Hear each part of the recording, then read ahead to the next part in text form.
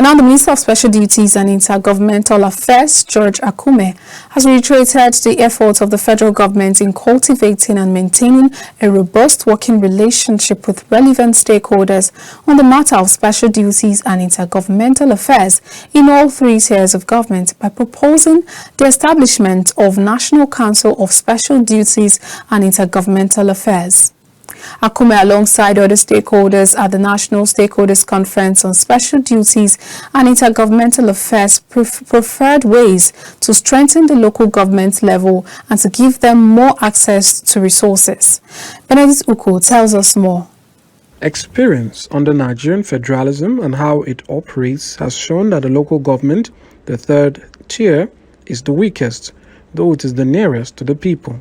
In this circumstance, the Federal Ministry of Intergovernmental Affairs has engaged relevant stakeholders to deliberate on strengthening and making the local government have access to resources. Speaking at the conference in Abuja, the Minister, George Akume, emphasized the need for the establishment of a National Council of Special Duties and Intergovernmental Affairs to harmonize working relations with relevant stakeholders on the matter of special duties and intergovernmental affairs in all three tiers of government.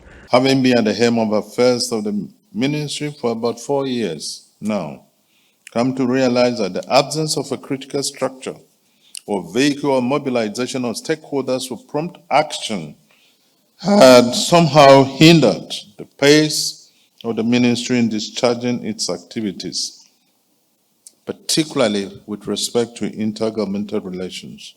This realization has thus informed my decision to establish the National Council of Special Duties and Intergovernment, which embraces the local government.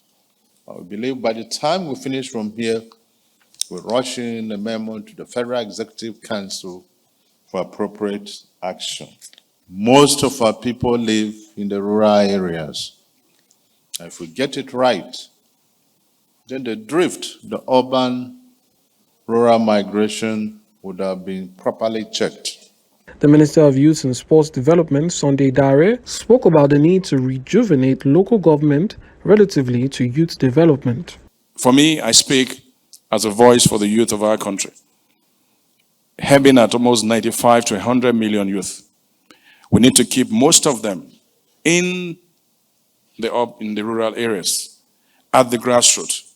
The potentials are great, whether it's agriculture, whether it's fintech, whether it's technology, whether it's creative arts, whether it's entertainment and music. So we need to make sure that our grassroots are developed, but also the operators of our grassroots must set an agenda that is clear, that is aggressive, that is impactful, but most of all, that has the youth at the center of it.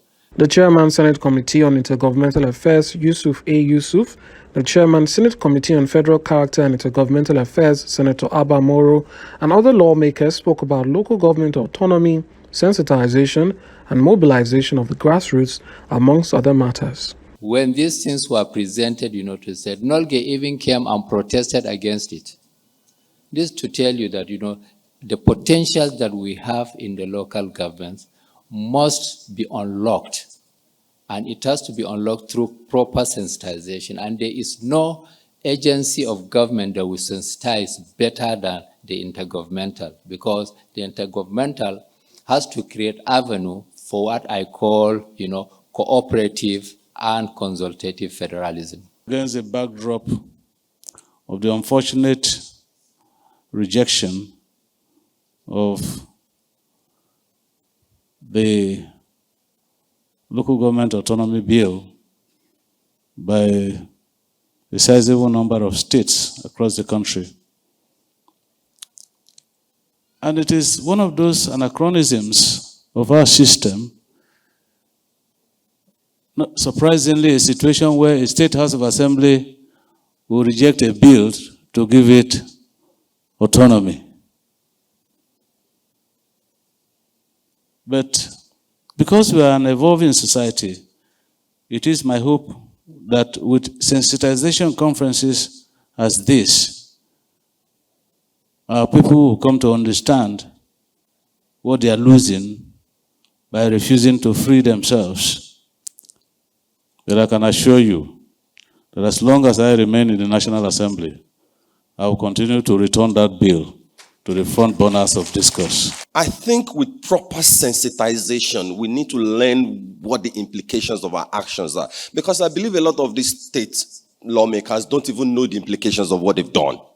But with this kind of sensitization, with this kind of event put together by the Ministry of Special Duties and Intergovernmental Affairs, we keep engaging each other, we keep learning from each other, we keep teaching each other, then we'll know what to do. And when the opportunity comes, maybe in the 10th Assembly, when we push such a bill, such a constitutional amendment again, hopefully it's going to go through then. The conference was aimed at creating a forum for stakeholders to exchange ideas and chart a way forward for the development of special duties and intergovernmental affairs across all levels of government.